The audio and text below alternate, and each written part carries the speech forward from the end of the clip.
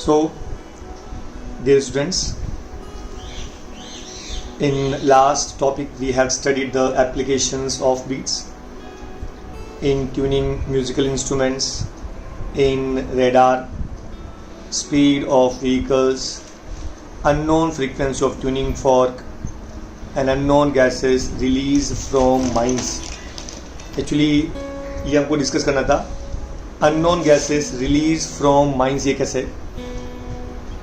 For example जैसे अभी आप लोग जैसे फॉसिल फ्यूल जब निकलते साथ में गैसेस भी निकलती है, और जब गैसेस निकलती है तो it can contain many useful gases also. For example methane, ethane, propane, butane, pentane etcetera. ये सब आप पढ़ेंगे केमिस्ट्री के अंदर. तो क्या होता है कि हर एक पर्टिकुलर गैस का मॉलिक्यूलर वेट अलग अलग होता है और उनका number of molecules, number of atoms in a single molecule भी अलग अलग रहेगा. इसलिए सबका अलग अलग डेंसिटी रहेगा और सबका अलग अलग वाइब्रेशंस रहेगा. फॉर एग्जांपल जहाँ पे हम लोग जहाँ पे हम लोग जैसे वो खुदाई करेंगे, जैसे गैस निकलता है तो वहाँ पे हम लोग एक सेंसर लगाएंगे और सपोज सेंसर का पर्टिकुलर फ्रीक्वेंसी ऑफ वाइब्रेशन है से 500. मीथेन गैस निकला तो जैसे वो उसके साथ में कांटेक्ट में आएगा, the number of vibration, suppose methane का फ्रीक्वेंसी ऑफ वाइब्रेशन 501 है, तो जैसे वो सेंसर के कांटेक्ट में आएगा the number of beats produce will be 1, because sensor का फ्रीक्वेंसी 500 और मीथेन का 501. इसका मतलब number of beats will be 1 because difference is 1. Therefore जैसे वो 1 बीट प्रोड्यूस करेगा तो आपको पैनिक होने की ज़रूरत नहीं है, क्योंकि नंबर ऑफ बीट्स 1 है, मतलब वो मीथेन गैस ही है, वो हम लोग ने कंप्यूटर में फीड करके रख दिया है. उसी प्रकार you will find ethane, propane, butane, सबका हमने उसका फीड करके रख दिया. सपोज पहली बार कोई अननोन गैस निकला है जिसका मॉलिक्यूलर वेट अलग रहेगा और हमें मालूम नहीं कितना है, तो जैसे कोई अननोन गैस बाहर निकलेगा, जैसे वो सेंसर के कांटेक्ट में आएगा, it will produce the beep sound. वो सबको अलार्म बजाएगा. That means it will give the hint कि ऑल जितने भी माइनर्स है जो नीचे जो काम कर रहे हैं, they should be taken on the surface of earth. Because पहले क्या होता था कि जैसे कोई गैस बाहर निकलता था और आपको नहीं मालूम था, दैट बहुत सारी कैजुअलिटीज होती थी, बहुत सारे मजदूर लोग मरते थे. And therefore nowadays as per the new system, जैसे आपको बीप साउंड प्रोड्यूस करेगा, miners can be taken out of the mines. और उसके बाद में उसको हम लोग एनालाइज करेंगे. अगर वो गैस इतना it is not so harmful, then definitely next time से बोलेंगे ये हार्मफुल है, और जब वो वापस गैस निकलेगा तो you don't have to panic. तो इसी प्रकार it is use to detect unknown और harmful gases released from mines. I hope you got it. तो ये इंपॉर्टेंट पॉइंट्स है. It is used in siren of ambulance also. Frequency बढ़ेगा कम होगा, बढ़ेगा कम होगा. So all these things are useful, or we can say these are the applications of beats. I hope you got it. अच्छा, कल आपको मैंने एग्जांपल दिया था कि यहाँ पे सपोज अगर मान लो any tuning fork is filed. जैसे देखो बचपन में आपने पेंसिल फाइल करते थे, याद है आपको, मम्मी आपको देती थी शार्पनर कि बेटा इसको पेंसिल फाइल करने का, और आप कहते थे दिन, और what was the use of sharpener, to make the pencil small.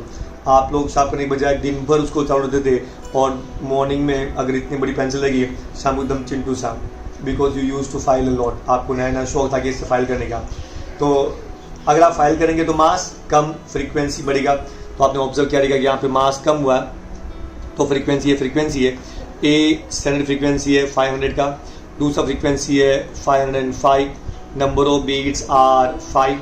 अच्छा, अभी नंबर ऑफ बीट्स 5 है, लेकिन आपको ये नहीं मालूम कि दूसरे वाले ट्यूनिंग फोर्क जो बी है उसका फ्रीक्वेंसी कितना है. तो इट कैन बी, आपको ये इतने मालूम है कि एक का ट्यूनिंग फोर्क का फ्रीक्वेंसी 500 है, दूसरे का it produces 5 beats.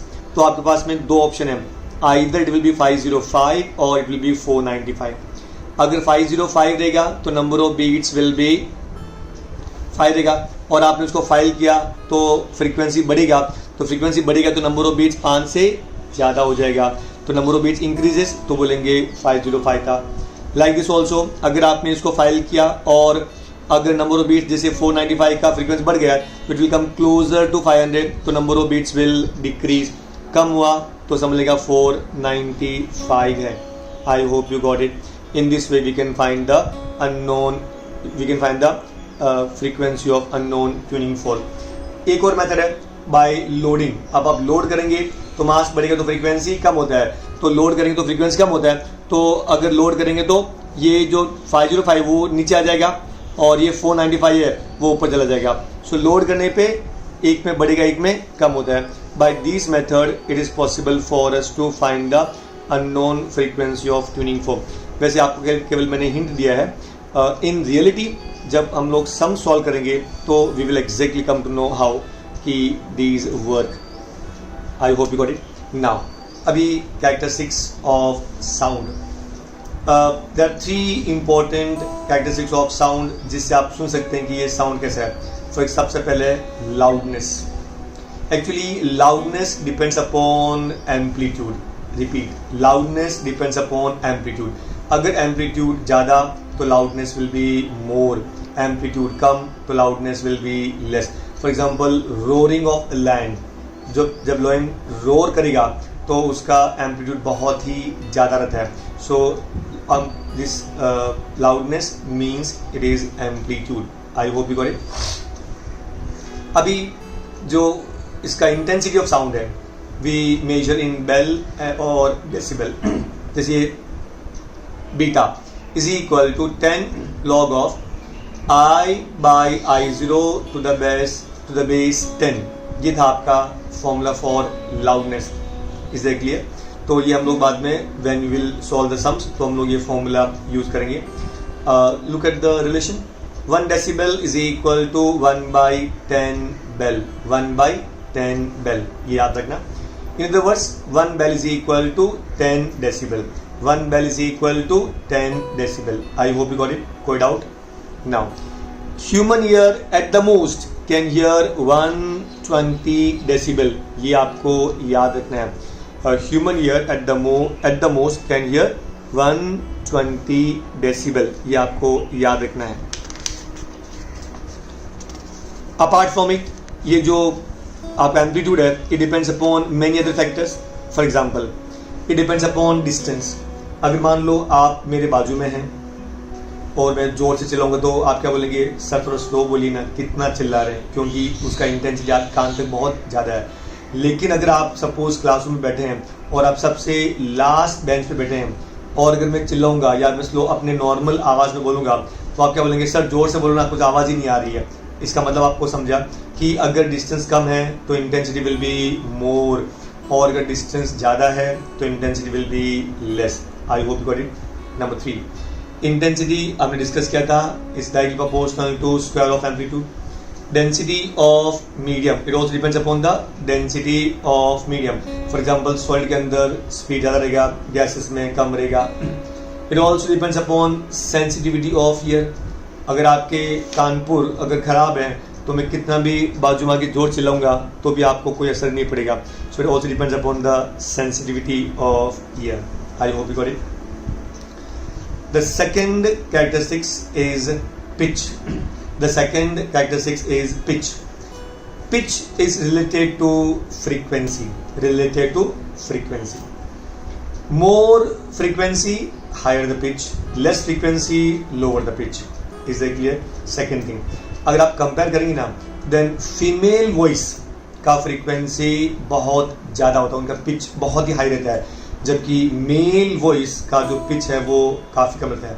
If you see if लता दीदी, you know the living legend, the singer, अगर वो गाएंगी तो उनका पिच बहुत ही हाई रहता है. और जो अपने कोई भी मेल सिंगर जाएंगे, कोई गाएंगे तो उनका पिच इतना हाई नहीं रहेगा. तो आई मीन टू से हियर कि फीमेल वॉइस का जो पिच है वो बहुत ही हाई रहता है एंड मेल वॉइस का पिच बहुत कम रहता है. So I hope you got it. तो pitch is related to frequency. तीसरा, क्वालिटी और टिम्बर. अगर मान लो साउंड है उसका एम्पलीट्यूड भी सेम, फ्रीक्वेंसी भी सेम, तो आप कैसे मालूम करेंगे कि वो साउंड किसका है और किसका नहीं है। I hope you got it. तो अगर आपके पास दो कंडीशन है कि दो, मैंने आपको जो साउंड दिया है उसका दोनों साउंड का एम्पलीट्यूड भी सेम है, दोनों साउंड का फ्रीक्वेंसी भी सेम है, तो आपको कैसे मालूम पड़ेगा ये साउंड किसका है। तो it is the third property called as quality और टिम्बर। इस एक्चुअली ये क्वालिटी और timbre depends upon the harmonics and overtones. Harmonics and overtones, इसका मीनिंग क्या हुआ? फॉर एग्जाम्पल आप देखिए, if I draw one this part, जैसे ये वाला पार्ट हुआ, and this is one wave form. अगर मैं दूसरा वेव फॉर्म ऐसे बनाता हूँ मैं, इसका मीनिंग क्या हुआ? ये दूसरा वेव फॉर्म, चलो ये मैं आपको बना दिया यहाँ पे, इसका क्या हुआ? दोनों एम्पलीट्यूड भी सेम है और दोनों का वेवलेंथ सेम है, मतलब फ्रीक्वेंसी भी सेम है। तो क्या होगा? देन द थर्ड पार्ट कि you can distinguish provided it has different wave form, it has different wave form, जिसको बोलते हैं क्वालिटी और टिम्बर। क्या बोलेंगे? क्वालिटी और टिम्बर। Is that clear? मतलब एक्चुअली इसमें आपको मिलेगा different harmonics, different overtones. I hope you got it. तो depends upon the harmonics and overtones. Is that clear? और हमने पहले डिस्कस किया था हार्मोनिक्स एंड ओवरटोन्स क्या होता है ना। अभी अगर सपोज आपके पास जो साउंड आता है वो मिक्सअप साउंड है, कोई भी 4-5 साउंड मिक्स हुआ, it is called as noise, called as noise. लेकिन अगर आपके पास कोई एक ही साउंड आ रहा है वो भी बराबर पर्टिकुलर एकदम स्केल पे, उसको बोलेंगे म्यूजिकल स्केल। क्या बोलेंगे? Musical scale. I hope got it. अगर the sound is it is good to hear, it is called as consonance. क्या बोलेंगे? कॉन्सोनेंस। एंड अगर मान लो अच्छा नहीं है, इसको बोलेंगे डिसोनेंस। क्या बोलेंगे? डिसोनेंस। तो अगर मान लो फॉर एग्जांपल आपने देखा सा रे गा मा प द नी सा, तो सा का फ्रीक्वेंसी 256, लास्ट वाला सा का 512, ये उसका डबल है, तो फ्रीक्वेंसी इसको बोलेंगे ऑक्टेव। क्या बोलेंगे? ऑक्टेव। ऑक्टेव मतलब ट्वाइस। जब आप एक्सपेरिमेंट परफॉर्म करेंगे फिजिक्स लैब के अंदर, तो आपके पास में केवल ये ट्यूनिंग फोक्स है। कौन सा? 256, 288, 320, 341.4, 384, 426, 480 और 512।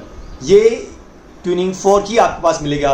मतलब ये स्टैंडर्ड ट्यूनिंग फोर्क है और ये ट्यूनिंग फोर्क है सा रे गा मा प द नी सा का फ्रीक्वेंसी है। I hope you got it. तो एक्चुअली आपको याद रखिएगा तो बहुत इजी, अच्छा लगेगा आपको। आई मीन टू से कि आपको काफ़ी हेल्पफुल भी रहेगा, क्योंकि याद रखना मिनिमम फ्रीक्वेंसी इज 256, जिसका साइज सबसे बड़ा होता है, और 512 एकदम चिंटू सा, बिकॉज मैंने कहा था ना कि मोर मास less frequency, less mass more frequency.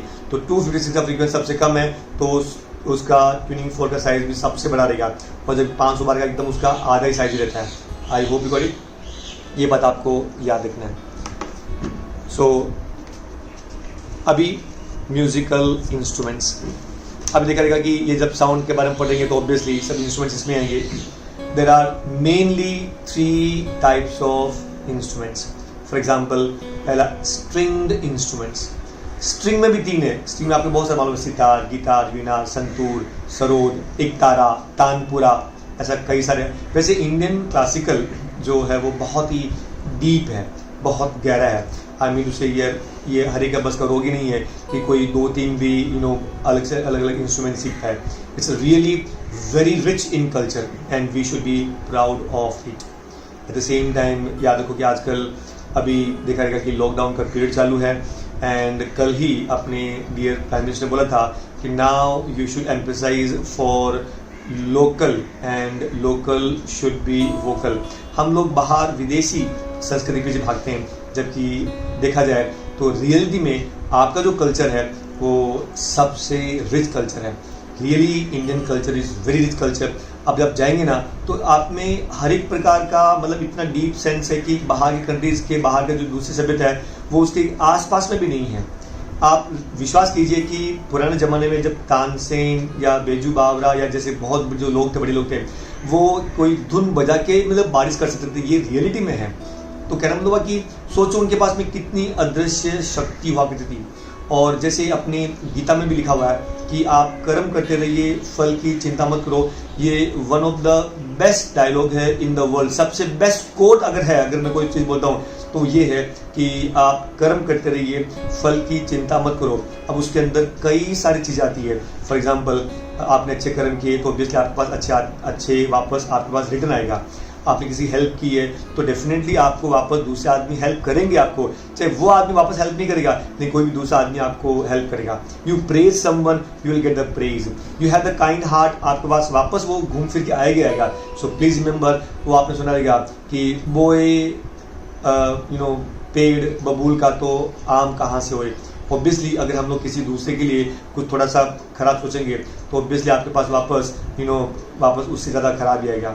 So one thing I would like to tell everyone कि जहाँ तक कोशिश हो हमेशा per day you try to make one person happy, और इससे क्या होगा कि ये चेन बढ़ती जाएगी। एंड आई विश कि अपना जो देश है वो 100% हमेशा सुखी रहे, खुश रहे, खुशहाल रहे, और डेफिनेटली कीप ऑन प्रोग्रेसिंग। और ये सब डिपेंड है हम सब पे। अगर suppose if you keep just a small very little smile on your face, अगर आप अपने फेस पे हल्का सा स्माइल रखेंगे तो हो सकता है एक दिन में कम से कम 100 लोगों को आपका फेस दिखेगा and they will be very happy. आपके बारे में उनका विचार भी अच्छे होंगे कि हाँ उनका कितना अच्छा स्माइल है, in the sense you will make the person very happy. So please remember कि ये एटीट्यूड वगैरह कहीं काम में नहीं आएगा। ये जो भी है इस लाइफ के अंदर बहुत छोटी सी लाइफ है, and always be happy and make everyone happy. बोलते ना कि ये जो खुशियाँ हैं वो बांटते चलो, definitely you will be very happy throughout your life. वापस चलते हैं फिजिक्स पे। Which are the string instruments. सबसे पहले प्लग्ड इंस्ट्रूमेंट्स। प्लग्ड स्ट्रिंग मतलब जैसे तानपुरा, वीणा, गिटार, उसको ऐसा प्लग करते हैं ना हाथ से, उंगली से, उसको बोले प्लग इंस्ट्रूमेंट टाइप। उसके बाद में बोर्ड, आप देखा रहेगा वो सब, एक तारा, तानपुरा, ये जैसे वायलिन, सारंगी, पर जैसे बोर्ड रहता है उसमें, और उसके ऊपर आप मतलब कि गाना गाएंगे, मतलब आदमी से जो कोई भी ट्यून बजाएंगे तो उसको बोलेंगे बोर्ड स्ट्रिंग टाइप। तीसरा स्ट्रक स्ट्रिंग टाइप। आप देखा रहेगा जो संतूर है उस पर आप हाथ में कोई एक पर्टिकुलर एक ऑब्जेक्ट लेते हैं और उसको आप कीप ऑन प्लगिंग, उससे आप प्लग करते रहते हैं ऐसा उस पर्टिकुलर ऑब्जेक्ट से, जैसे संतूर हुआ। पीएम जैसे आपने कभी ऑब्जर्व किया एक ऐसा इशे रहता है उस पर हल्का सा उस पर ऐसा मारते थे आप, तो ये संतूर रहता है। पियानो पे भी you have to struck the string. So these are example of struck string type. Then wind instrument. Wind मतलब जिसमें आपने we blow the air. For example सबसे पहले फ्री विंड माउथ, मतलब आप केवल फ्री, फॉर एग्जाम्पल आप देखा माउथ ऑर्गन, आप यू ब्लो एयर देयर तो माउथ ऑर्गन हुआ। देन हारमोनियम आप नहीं करते, जैसे आप देखा रहेगा आपने एक इसमें एक एयर बॉक्स रहता है, जैसे आप उसको पुल करेंगे then sound will be produce, and if you plug it जो कीज वगैरह का, तो आप उसको जैसे कीज को आप प्लग करेंगे then definitely sound is produce. दूसरा विंड के अंदर एज टाइप, जैसे फॉर एग्जांपल आपने बांसुरी लिया, फ्लूट लिया, तो आप यहाँ पे एक एंड पे यू ब्लो एयर, उसको edge type, example is flute. और उसके बाद में there are many holes, you have to keep on उनको बंद करेंगे चालू करेंगे तो आपको अलग अलग साउंड मिलेगा। तो ये था आपका विंड। तीसरा रीड पाइप। रीड पाइप कैसे रहेगा? फॉर एग्जांपल जैसे सैक्सोफोन, क्लैरिनेट, बसून, बगल, जिसके अंदर रीड्स रहता है, और जैसे आप उसको प्लग करेंगे तो रीड ऊपर होगा और उसके बाद में साउंड प्रोड्यूस होगा। तो ये है आपका different types of musical instruments. I hope you got it. So remember students, in this case four percussion instruments. Percussion मतलब कि जैसे लाइक ड्रम, तबला, जैसे आप हिट करते हैं ना वो टाइप का। तो परकशन इंस्ट्रूमेंट्स में तबला, ड्रम, ढोल, मृदंग, संबल, डपली, झांझा, ये है परकशन टाइप। मतलब जैसे आप उसको ताड़ बोलते हैं ना, जिसको आप हिट करेंगे तो साउंड आता है। So these are the different musical instruments. I hope you got it. तो ये था आपका theory part of the chapter superposition of waves.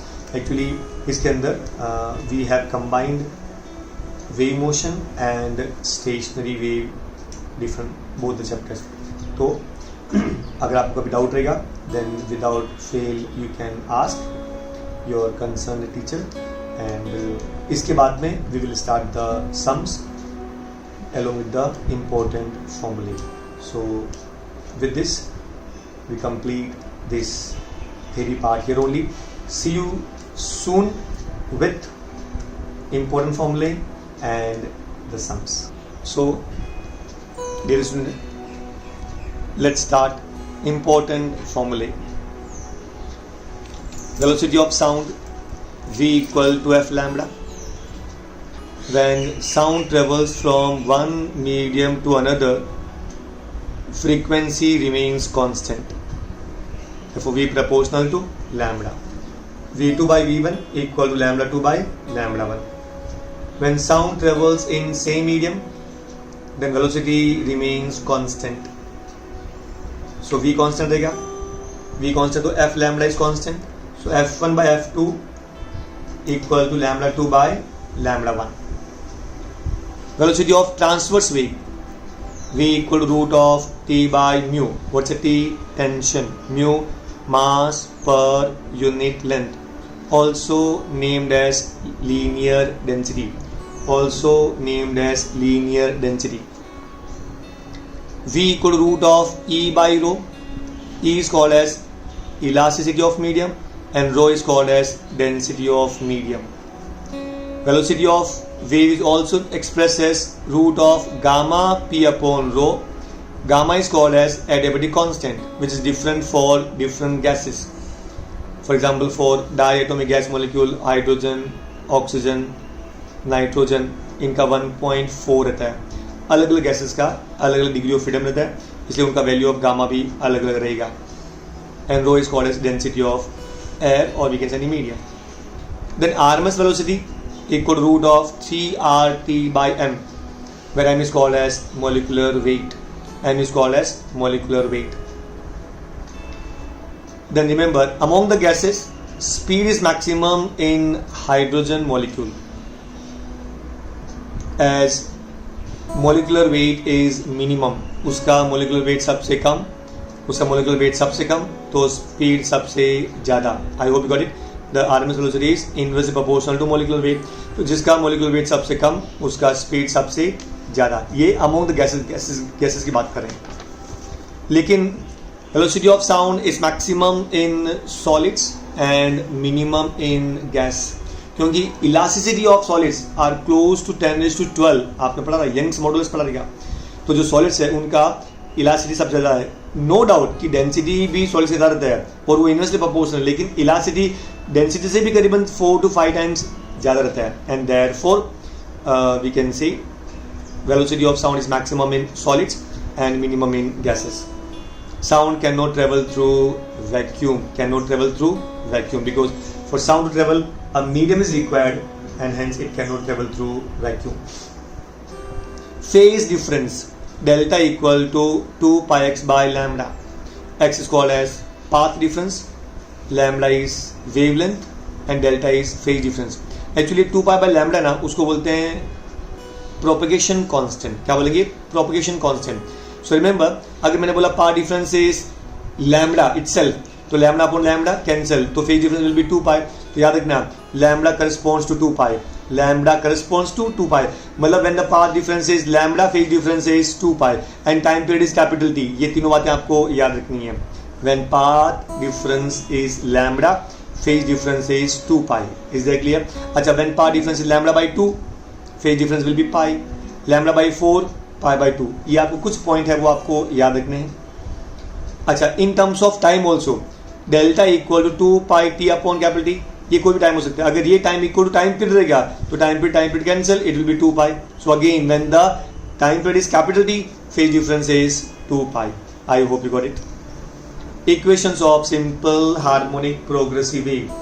y is equal to a sin omega t minus 2 pi x upon lambda. Y equal to a sin 2 pi t upon capital T. Capital T is the time period, minus x by lambda. Y equal to a sin 2 pi and t minus x by lambda. Y equal to a sin 2 pi by lambda vt minus x. ये बात important है. ये formula कैसे है? Please try to understand the shortcut. Shortcut में कैसे रहेगा? अगर आपको कुछ देंगे कि सपोज आपको एम्पलीट्यूड दिया है, लैम्बडा दिया है, फ्रीक्वेंसी दिया है और पूछेगा फाइंड द वेलोसिटी, तो आपको पहले फ्रीक्वेंसी निकालना पड़ेगा, उसके बाद में फिर आपको लैम्बडा निकालना पड़ता है, फिर v इक्वल एफ लैम्बडा. आज के बाद नहीं, सिंपल स्टेटमेंट अगर आपको कोई भी इक्वेशन देंगे, अगर सपोज यहाँ पे कोएफिशिएंट ऑफ x है, सपोज यहाँ पे 100 है, तो उस पूरे इक्वेशन को आप 100 से डिवाइड कर दो. अगर coefficient of x is 1 then coefficient of t will be v. I repeat, please try to understand. आपको कोई भी इक्वेशन दे दिया, कुछ भी, यहाँ बाहर कुछ भी चलेगा, इस में कुछ भी चलेगा. यहाँ सपोज आपको दे दिया पाई टी, मतलब, और यहाँ दे दिया -3x, तो 3x है, जबकि मेरे को यहाँ पे केवल x चाहिए, तो I will divide by 3 the entire equation. तो जब इसको मैं 3 से डिवाइड करूंगा, इसको भी करूंगा, तो जैसे इसको 3 से डिवाइड किया देन x का कोएफिशिएंट हो जाएगा 1, तो यहाँ बचेगा आपका π/3, तो π/3 विल बी द वेलोसिटी. मतलब इन शॉर्ट, अगर x को आप सिंगल अकेला खड़ा कर दो तो t के साथ में जो भी रहेगा वो v रहेगा. We will solve the sums a lot of, so remember, उस समय आपको और याद रखना है. इसलिए सबसे पहले you see the formula very nicely. y equal a sin omega t minus kx. Omega is called as angular velocity या angular frequency and k is called as propagation constant 2 pi by lambda. Is that clear? अच्छा, यहाँ पे देखो, आपने observe किया रहेगा कि हर एक के अंदर साइन माइनस दिया हुआ है. यहाँ पे minus sign shows that the wave moves along positive X axis. The wave moves along positive X axis. और अगर यहाँ पे प्लस रहेगा, इसका मतलब wave moves along negative X axis. I hope you got it. Number of beats F1 minus F2, F1 minus F2. मैंने कहा था एक ट्यूनिंग फोर्क 500 का है, दूसरा 505 का है. कितना डिफरेंस है? 5. So there will be 5 beats, 5 axing, 5 endings. I hope you got it. So number of beats will be 5, मतलब frequency of beats is 5. When a tuning fork is loaded with wax, its mass increases, hence frequency decreases. आपको हमने पहले discuss भी किया था. अगर tuning fork आप मास बढ़ाएंगे तो उसका फ्रीक्वेंसी कम होता है. फॉर एग्जांपल मैंने कहा था 512 का मास सबसे ज़्यादा, तो फ्रीक्वेंसी 512, उसका फ्रीक्वेंसी 512 सबसे ज़्यादा रहेगा, तो उसका मास सबसे कम. और जो 256 है उसका फ्रीक्वेंसी सबसे कम रहता है, तो मास सबसे ज़्यादा. Is that clear? So more mass less frequency, less mass more frequency. I hope you got it. Next, when a tuning fork is file. अगर आप ट्यूनिंग फोर्क को आप फाइल करेंगे मतलब उसको आप शार्प करेंगे, जैसे आपने बचपन में पेंसिल शार्प करते थे. जैसे आप ट्यूनिंग फोर्क को फाइल करेंगे उसका मास कम होगा, फ्रीक्वेंसी बढ़ेगा. I hope you got it. Next, when a tuning fork is arranged in increasing order. अगर आपके पास n ट्यूनिंग फोर्क्स हैं, व्हेन n tuning forks are arranged in increasing order, तब क्या होगा? The frequency of final tuning fork is equal to F1 plus N1 N minus 1 into X. X is called as number of beats. कोई भी दो tuning fork के बीच का difference कितना है? सपोज 4 है, X will be 4. आपने 20 ट्यूनिंग फोर्क लिया है, N will be 20. F1 the frequency of first fork, Fn the frequency of last fork. For example, 20 tuning forks are arranged in increasing order. पहला जो सबसे पहला वाला वो उसका फ्रीक्वेंसी है सपोज 300, तो नेक्स्ट वाला 304, उसके बाद 308, क्योंकि नंबर ऑफ बीट्स आर 4. तो बताओ 20th जो ट्यूनिंग फोर्क है उसका फ्रीक्वेंसी कितना होगा? तो सिंपली 20 माइनस 1, 19 4 जा 72, आई मीन 76. तो क्या मतलब हुआ कि अगर मान लो ये हुआ F1 300, final will be 376. I hope you got it. In this way we can determine the final frequency. Is that clear? अगर आपने डिक्रीजिंग ऑर्डर लिया तो F1 is the frequency of first fork. अब यहाँ पे दोनों फर्क किया, यहाँ पे प्लस लिख देंगे, यहाँ पे minus. It is n minus 1 into x. So frequency of nth fork will be F1 minus. ये याद रखना. Actually it is nothing but like AP, arithmetic progression की जैसे. I hope you got it. याद रखना आपको. F1 the frequency of first fork and the number of tuning forks, X number of beats. Doppler's effect. अगर मान लो suppose कोई एक observer है, कोई लिस्ट और दूसरा सोर्स ऑफ साउंड है, अगर वो अप्रोच करेगा तो फ्रीक्वेंसी बढ़ता है, जब दोनों मूव करेगा अवे अवे तो फ्रीक्वेंसी कम होता है. तो आपको कितना फाइनल फ्रीक्वेंसी सुनाई पड़ेगा वो आपको देंगे F डैश से. सो when a source approaches listener or listener approaches source or both approach each other, the apparent frequency of sound seems to be increasing. When a source moves away from listener, listener moves away from source, or both move away from each other, the apparent frequency seems to be decreasing. This phenomenon of apparent change in the frequency of sound due to relative motion between the source and listener is called as Doppler's effect. मतलब उसमें relative motion होना चाहिए. अगर आप train के अंदर है, train का इंजन और आपका डब्बा हमेशा फिक्स्ड डिस्टेंस पर है तो आपको डॉपलर्स इफेक्ट सुनाई नहीं पड़ेगा. लेकिन आप प्लेटफॉर्म पर खड़े हैं और ट्रेन आ रही है तो आपको फ्रीक्वेंसी ज़्यादा सुनाई पड़ेगा. आप प्लेटफॉर्म पे खड़े हैं और ट्रेन जा रही है तो आपको फ्रीक्वेंसी कम सुनाई पड़ेगा. I hope you got it. Intensity of sound I equal to I1 plus I2 plus 2 root of I1 I2 cos delta. Delta is the phase difference. फिर I max upon I minimum. I max का formula A1 plus A2 the whole square upon A1 minus A2 the whole square. I hope you got it. So याद रखना A1 plus A2 the whole square upon A1 minus A2 the whole square. उसको आप ऐसे लिख देते हैं root of I1 plus root I2 upon root I1 minus root I2 the whole square.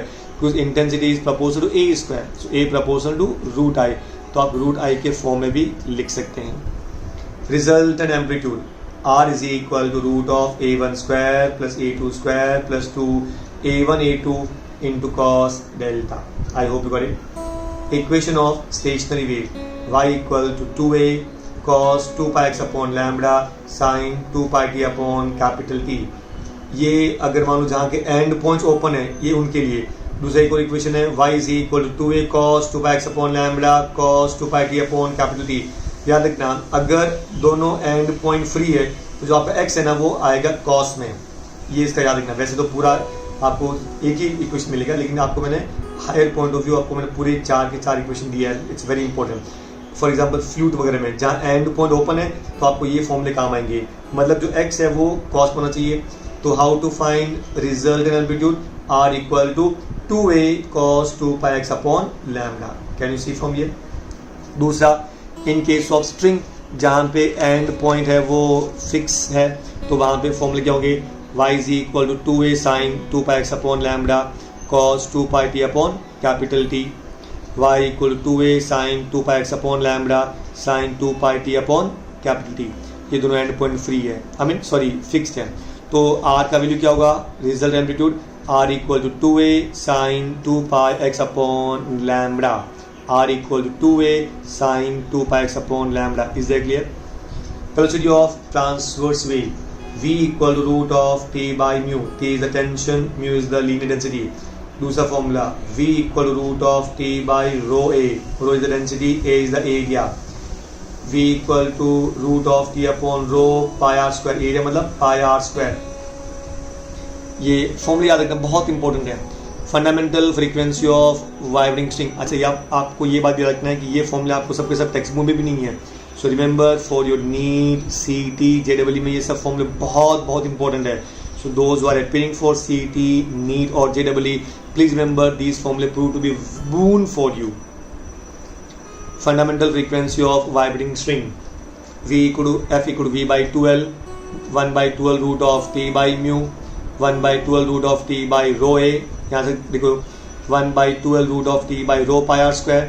फिर 1 by 12 root of stress by rho 1 by 12 root of y into strain by rho. F equal to 1 by 12 root of y alpha delta theta upon rho. Alpha is called as coefficient of linear expansion. Y is called as Young's modulus. Y is called as Young's modulus. Alpha is called as coefficient of linear expansion. Delta theta is called as change in temperature. Called as change in temperature. Then in string, first overtone is 2 times fundamental frequency. Second overtone is 3 times fundamental frequency. Specific gravity is defined as the ratio of weight in air to the loss of weight in water. Let T1 be the weight in air and T2 be the weight in water. तो loss कितना हुआ T1 minus T2. क्योंकि जब कोई भी चीज़ आप पानी में डालेंगे तो वो आपको हल्की लगती है तो वहाँ पे लॉस होता है. तो लॉस कितना हुआ T1 माइनस T2. एयर में T1 वाटर में T2 तो लॉस कितना हुआ T1 minus T2. So sigma equal to T1 upon T1 minus T2. Remember frequency is directly proportional to square root of tension and therefore we can say root of tension. Therefore F2 by F1 is root of sigma upon sigma minus 1. T1 by T2 इसका आप reciprocal लेंगे तो T1 by T2 equal to sigma upon sigma minus 1. In Wallis experiment frequency of string f equal to p by 2l root of t by mu. P is called as number of loops. In parallel position, frequency of tuning fork is twice the frequency of string. In perpendicular position, frequency of tuning fork is equal to the frequency of string. Is equal to the frequency of string. Then इसको आप square करेंगे तो आपको मिलेगा TP square equal to constant. So T1 P1 square equal to T2 P2 square. I hope you got it. Number of loops in perpendicular position is twice the number of loops in parallel position. ये आपको याद रखना है. For closed pipe, fundamental frequency is V by 4L. First overtone 3 times V by 4L. Second overtone 5 times V by 4L. Peak overtone 2P plus 1 V by 4L. Peak mode 2P minus 1 V by 4L. ये आपको मैंने theory part में पूरा explain किया ये कैसे आएगा. Is that clear? For open pipe, fundamental frequency f equal to V by 2L. First overtone 2 times V by 2L. Second overtone 3 times V by 2L. Third overtone 4 times V by 2L. So peak overtone P plus 1 V by 2L and peak mode P times V by 2L. Length of one loop lambda by 2. Length of one loop L by P. दोनों को आप equate कर दो. I hope you got it. And correction. E equal to 0.3D for closed pipe and for open pipe दोनों side रहेगा तो it is twice E, so 2 times 0.3D. And correction, L2 minus 3L1 upon 2. L1 is the length of first resonance and L2 is the length of second resonance. So E equal to L2 minus 3L1 upon 2. For closed pipe आपने दो length लिया L1 L2, उनका frequency N1 N2. So N correction can be expressed as N1 L1 minus L2 L2 upon N2 minus N1. For open pipe, E equal to N1 L1 minus N2 L2 upon twice N2 minus N1. Velocity of sound, V equal to 4F L plus E is the N correction, F is the frequency, V is the velocity. For open pipe, V equal to twice F L plus 2E. अगर आपको N correction नहीं चाहिए तो V equal to 2F L2 minus L1. L1 is the length of first resonance, L2 is the length of second resonance, F is the frequency. And remember, maximum wavelength is obtained in fundamental mode, मतलब lambda by 2. सबसे ज़्यादा frequency कहाँ पे मिलेगा आपको? Fundamental mode में मिलेगा. So with this we complete the formula part. Let's start or see you soon with the sums of this chapter. I hope you got it. With this we'll stop here only. See you soon. Bye bye.